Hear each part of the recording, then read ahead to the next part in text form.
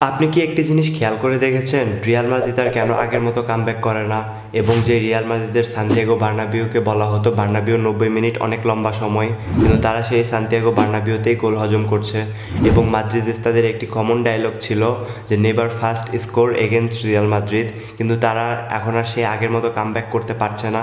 চলুন এই সব বিষয় নিয়ে আলোচনা করি আজকের ভিডিওতে। এই প্রসঙ্গে আসতে হলে সবার ওপরে যে দুইটি নাম আসছে সেটি হলো টনি ক্রুস এবং দ্বিতীয়ত দানি কারবাহাল। আচ্ছা, আমরা প্রথমে দানি কারবাহালের কথাই বলি। দানি কারবাহাল রাইট ব্যাক থেকে যেভাবে ফুল সাইড সে খেলতো এবং সে বল মেক করতো, ডিফেন্স করতো, সেইগুলো আর হচ্ছে না। ডিফেন্সে আরেকটি নাম রয়েছে ইদার মিলিতাও। ইদার মিলিতাও সিজনের প্রায় শুরু থেকে এসিএল ইনজুরিতে রয়েছে, সে তো এখন নেই। আর মেইন যেই হেডলাইন আমাদের টনি ক্রুজ। আচ্ছা, আপনাকে একটা ভিডিওর ছোট্ট একটা ক্লিপ দেখাই। এই রকম পাস অথবা এই রকম বিগ চান্স ক্রিয়েট আপনারা লাস্ট কবে দেখেছেন? ভিডিওটি 1 বছর আগের। আমি আশা করি এটি ছিল লাস্ট এই ধরনের অ্যাসিস্ট দেখা। জিদান একবার একটি কথা বলেছিল, বাকিরা 40টি পাস দিয়ে যা করতে পারে টনি ক্রুজ একটি পাস দিয়েই তা করতে পারে।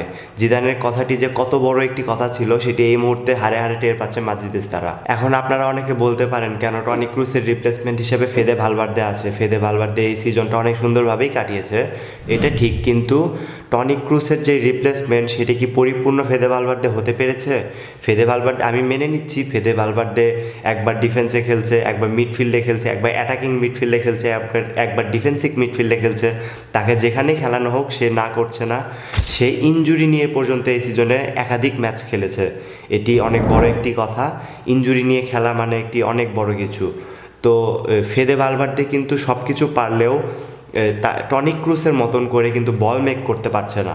এটি কি আপনি খেয়াল করেছেন? টনি ক্রুসের মতো কিন্তু সে বল মেক করতে পারছে না। সে আনুষাঙ্গিক যে বাকি কাজগুলো রয়েছে সেগুলো মোটামুটি সব কিছু ঠিকঠাকভাবেই করছে, যদিও সে তার সর্বোচ্চটা দিয়েই খেলছে। মাঝে মাঝে রিয়াল মাদ্রিদের খেলা দেখে মনে হয় শুধু এই একটি প্লেয়ার শুধু রিয়াল মাদ্রিদের জন্য খেলে, বাকিরা শুধু টাকার জন্য খেলে। আর যেই মাদ্রিদিস্তারা বলছেন শুধু কোচ পরিবর্তন করতে হবে, কোচ পরিবর্তন করতে হবে, কোচ পরিবর্তন করলে কি সব সমাধান হয়ে যাবে?